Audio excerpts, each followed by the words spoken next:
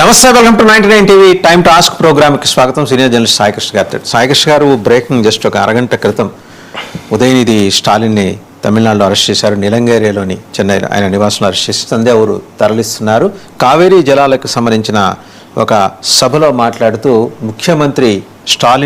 ముఖ్యమంత్రి విజయ్ను అలాగే త్రిషను ఉద్దేశించి ద్వంద్వార్థాలు, డబుల్ మీనింగ్ వచ్చే పద్ధతిలో ఆయన మాట్లాడారు. అండ్ టీవీకే మంత్రి అర్జున్ అయితే మండిపడ్డారు, ఈయన ఉదయనిధి కాదు అసభ్య నిధి అని చెప్పేసి కూడా చాలా తీవ్రమైన వ్యాఖ్య చేశారు. ప్రతిపక్ష నాయకుడైన ఉదయనిధి తన కూతురు కుమారుడు విషయంలో ఇలాంటి వ్యాఖ్యలు చేస్తారా అనేది మొత్తానికి ఏంటి, ఇది రాజుకుంది అండ్ ట్రెడిషనల్ ద్రవిడియన్ పాలిటిక్స్ మళ్ళీ మొదలైనట్టుగా అనుకోవచ్చా?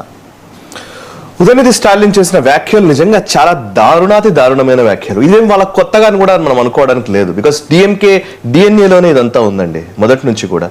మనకు తెలుసు, అసెంబ్లీ సమావేశాల్లోనే జయలలిత పైన ఎంత దారుణంగా వ్యవహరించారో మనకు తెలుసు. సో డిఎంకే చర్యలు అప్పటి నుంచి ఆమె అసెంబ్లీలోకి అడుగు పెట్టను, నేను ఈసారి ఖచ్చితంగా నేను ముఖ్యమంత్రి అయిన తర్వాతనే అసెంబ్లీలో అడుగు పెడతానని శపథం చేసిన రోజులు కూడా మనకు తెలుసు. సో అదే క్లాన్ కి చెందినటువంటి వ్యక్తి కరుణానిధి తనయుడు స్టాలిన్ తనయుడు ఉదయనిధి స్టాలిన్. ఈయన ఇంతకు ముందు కూడా సనాతన ధర్మాన్ని వైరస్ అంటూ మాట్లాడాడు. సో నిజానికి వైరస్ ఇతను లిటరల్ గా మాట్లాడితే ఆయన చేసిన కామెంట్ ఇప్పుడే చూస్తూ ఉంటే అసలు ఎంత దారుణంగా అనిపిస్తుంది. ఎగ్జాక్ట్లీ. సో తమిళనాడులో అంటే ఇప్పుడు కావేరీ జలాలకు సంబంధించిన ఒక నిరసనలో భాగంగా ఉదయనిధి స్టాలిన్ ప్రతిపక్ష నాయకుడు కాబట్టి ఆయన నిరసనలో పాల్గొన్నారు. నిరసనలో ఉన్నప్పుడు ఎవరో పక్క నుంచి త్రిష అని అరిచినప్పుడు ఆయన అన్నది ఏంటంటే, కావేరీ జలాల నీరు ఒక చుక్క కూడా ఇప్పటికి రాలేదు ఈ ప్రభుత్వం వచ్చిన తర్వాత, దాని మీద ఎటువంటి పట్టింపు లేదు ప్రభుత్వానికి అని చెప్పే క్రమంలో ఆయన చేస్తున్న వ్యాఖ్య నేపథ్యంలో పక్కన ఎవరో త్రిష అని అరవగానే నీళ్ళు ఎక్కడికి వెళ్తున్నాయో తెలుసు అన్నట్టుగా ఒక మాట మాట్లాడారు. So whether the water reaches anywhere else or not, it should reach there అన్నాడు. అది చాలా హ్యూమరస్ గా వ్యంగ్యంగా త్రిషాను ఉద్దేశిస్తూ మాట్లాడింది అనేది వీడియోలో చాలా స్పష్టంగా మనకు అర్థమవుతుంది. సో దాన్ని చూసిన తర్వాత మొత్తంగా ఈవెన్ అన్ని పార్టీల నాయకులు కూడా దీన్ని విమర్శిస్తున్నారు. ఈవెన్ బీజేపీ దీని మీద రెస్పాండ్ అయింది. ఈవెన్ టీవీకే మన కార్యకర్తలందరూ ఫైల్ చేసినటువంటి కేసులకు సంబంధించి ఇప్పుడు ఆయన అరెస్ట్ చేశారు. లిటరల్లీ ఆయన అరెస్ట్ చేయడం కరెక్ట్, దాంట్లో తప్పే లేదు నా ఉద్దేశంలో. ఎందుకంటే ఉదయనిధి స్టాలిన్ ఒకసారి ఆయన ఏం మాట్లాడారు ఒకసారి. ஆனா இன்னைக்கு ஒரு சொத்து தண்ணி கூட வரல. ஆனா இதை பற்றி இருக்கக்கூடிய முதலமைச்சர் வாயத்திலிருந்து பேசுறாரா? பேச மாட்டேங்கிறார். அவருக்கு இருக்கக்கூடிய ஒரே கவலை என்ன, திமுக மேல என்ன பொய் வழக்கு போடலாம், என்ன பொய் கேஸ் போடலாம்.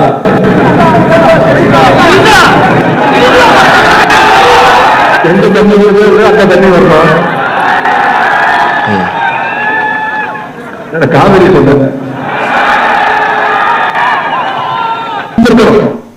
అది చూస్తే అర్థమవుతుంది కదా. ఆయన కావేరీ జలాల చుక్క నీరు కూడా తమిళనాడుకు రాలేదు అని సీరియస్ టాపిక్ మాట్లాడుతున్నారు. అక్కడ కింద ఎవరో త్రిష అని అరిచేసరికి ఆ నీళ్ళు ఎక్కడికి వెళ్తున్నాయో తెలుసు అని అన్నాడు.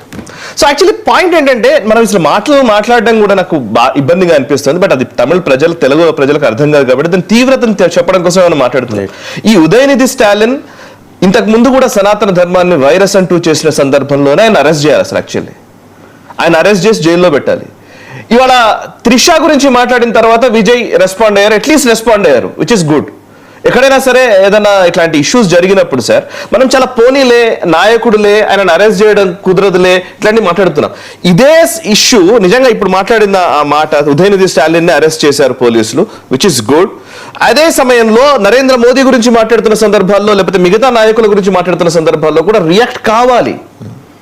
ఎందుకంటే ఒకసారి దాన్ని అలవాటుగా మార్చేస్తే అది చాలా సింపుల్ అయిపోతుంది. చాలా కామెడీకి మాట్లాడుతున్నాను అంటాడు ఒక ప్రతిపక్ష నాయకుడు. కామెడీ అన్నట్టు మాట్లాడుతున్నాడు, చివరిలో పాజిచ్ అంటున్నాడు. అంటే ఒక ప్రతిపక్ష నాయకుడు కదా. అది కావేరీ జలాలకు సంబంధించిన ఇష్యూ, రెండు రాష్ట్రాలకు సంబంధించినటువంటి గొడవ. అది రెండు రాష్ట్రాల మధ్య ఒక సుహృద్భావ వాతావరణాన్ని క్రియేట్ చేయాలి, లేదంటే అట్లీస్ట్ రాష్ట్ర ప్రజలకు ఒక భరోసా కల్పించే విధంగానన్నా మాట్లాడాలి.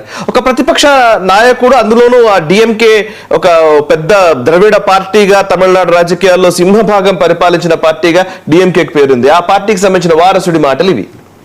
సో ఇంకేం ఎక్స్పెక్ట్ చేస్తాం మనం? ఇంకోటి ఏంటంటే, విజయ్ సరే ఇప్పుడు ఈ రెస్పాండ్ అయిన విధానం బాగుంది.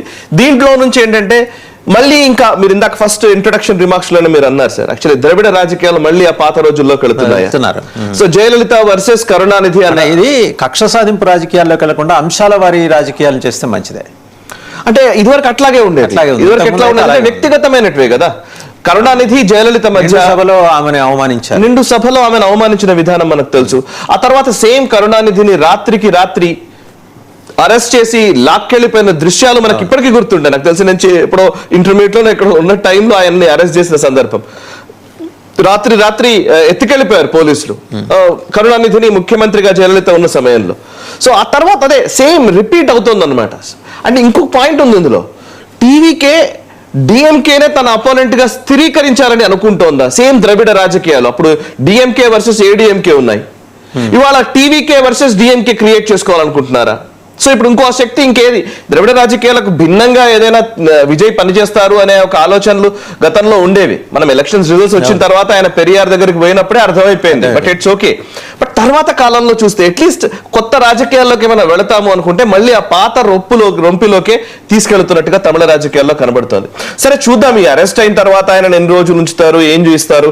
వెంటనే ఖచ్చితంగా డిఎంకే క్యాడర్ కూడా అక్కడ ఎలా ఉంటుందంటే అది ఒక హీరో వర్షిప్ ఎక్కువ సార్ తమిళ రాజకీయాల్లో. నేను తమిళనాడులో చదువుకున్న రోజుల్లో చూసేవాడిని కదా. సో ఈవెన్ మెట్రో ట్రైన్స్ లోను అక్కడ ఇక్కడ కొంతమంది కార్యకర్తలు జయలలిత ఉంగరం పెట్టుకునేవాళ్ళు. ఈవెన్ కరుణానిధి ఉంగరాలు ఉంటాయి. కరుణానిధి అని పేరు పెడితే వాడి కోపం వస్తుంది, కళైంజర్ అనాలి. జయలలితని పేరు పెట్టి జయలలిత గారు అనకూడదు, అమ్మా అనే అనాలి. అంటే అట్లాంటి హీరో వర్షిప్ ఉంటుంది అనమాట అక్కడ. సో ప్రతి నాయకుడికి అలాగే ఉంటది.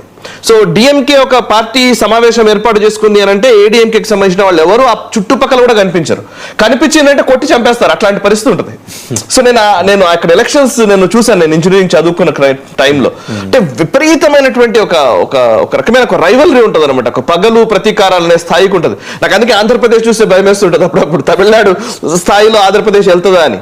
బట్ ఎస్, తమిళనాడు ఇప్పుడు ఈ మొత్తానికైతే ఏంటంటే ఉదయనిధి గతంలో సనాతన ధర్మాన్ని వైరస్ అన్నప్పుడే ఆయన అరెస్ట్ చేయాలి. ఆ రోజు డిఎంకే ప్రభుత్వం ఉంది కాబట్టి, ఈయన మంత్రిగా ఉన్నాడు కాబట్టి నాకు వత్తాసు పలుకుతూ మొత్తం ప్రభుత్వం అంతా నిలిచింది. సో వాళ్ళ ప్రతిపక్షంలో ఉన్నాడు కాబట్టి అది కూడా ఇప్పుడు విజయ్ లాస్ట్ టైం మన ఫస్ట్ టైం ఆయన ఓత్ తీసుకున్న తర్వాత ప్రమాణ స్వీకారం అయిన తర్వాత పార్లమెంట్ అసెంబ్లీ సమావేశాలు నిర్వహించిన సమయంలో కూడా ఆయన అదే మాట మాట్లాడాడు, సనాతన ధర్మాన్ని నిర్మూలించాలనే మాట్లాడాడు. అప్పుడు విజయ్ రెస్పాండ్ కాలేదు. అంటే హిందూ ధర్మం గురించి మాట్లాడితే రెస్పాండ్ కాము, ఇట్లాంటి విషయాల్లో మాత్రం రెస్పాండ్ అవుతారు. Okay, very good. ఓకే, ఇప్పుడు ఇక్కడ మహిళ విషయం కాబట్టి మనం దాన్ని తెలిసింది, విజయ్ పల్స్ ఏ విషయంలో మాట్లాడితే రెస్పాండ్ అవుతాడని తెలిసింది ఇప్పుడు. అవును, కరెక్ట్, యూర్ రైట్. ఒక ఏంటి ఈ దేశంలో పుట్టిన హిందూ ధర్మానికి సంబంధించి మాట్లాడితే అయితే రెస్పాండ్ కాడు. అండ్ దానికి ఆయన అంగీకరిస్తాడు, 30 పెంచి అంగీకరిస్తారు. మీకు గుర్తుండే ఉంటుంది, మళ్ళీ సభలో మాట్లాడినప్పుడు ఇదే ఉదయనిధి చప్పట్లు కొట్టాడు. అవును, ముఖ్యమంత్రి స్థానంలో కూర్చున్న విజయ్. అవును, సభలో అవి కూడా జనం గుర్తుపెట్టుకుంటారు. నెక్స్ట్ బంకీపూర్ బీజేపీని డెంకి కొట్టించిందా సార్? మామూలు కాదుగా అది. బీజేపీకి ఏంటో ఈ వరుస దెబ్బలు ఏంటో ఒకసారి